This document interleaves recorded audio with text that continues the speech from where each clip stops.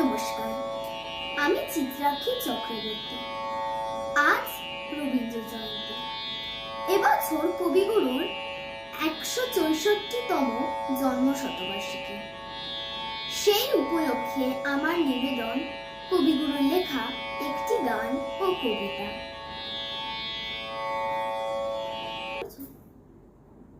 করেছো?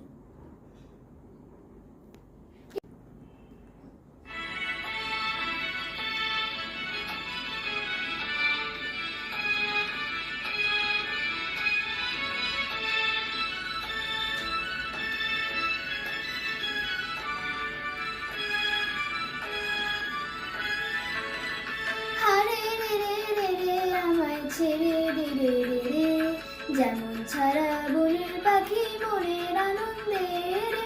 হারে রে রে রে আমায় ছেড়ে দে রে রে রে।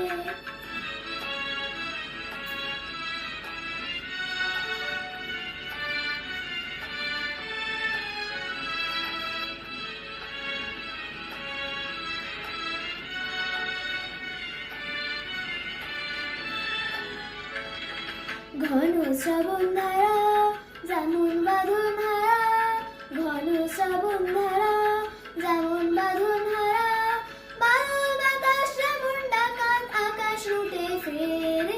হারে রে রে রে রে আমায় ছেড়ে দে রে রে রে, দাবানলের নাচন যেমন সকল কানন ঘেরে। হারে রে রে রে রে আমায় রাখবে ধরে কেড়ে, বজ্র যেমন বেগে গর্জে ঝড়ের মেঘে, বজ্র যেমন বেগে গর্জে ঝড়ের মেঘে, অট্টহাস্যে সকল বিঘ্ন বাধার বক্ষ ছেড়ে।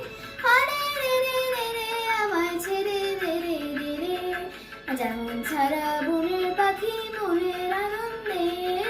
হারে রে রে রে রে আমায় ছেড়ে দে রে রে রে। নমস্কার, আজ আমার নিবেদন কবিগুরু রবীন্দ্রনাথ ঠাকুরের লেখা পুতুল ভাঙা। সাঁতারে ২৭ আমি বলেছিলাম বলে গুরুমশাই উঠল রাগে চলে। মাগো, তুমি যে ৫ পয়সায় এবার রথের দিনে, সেই দিন যে রঙিন পুতুলখানি আপনি দিলে কিনে।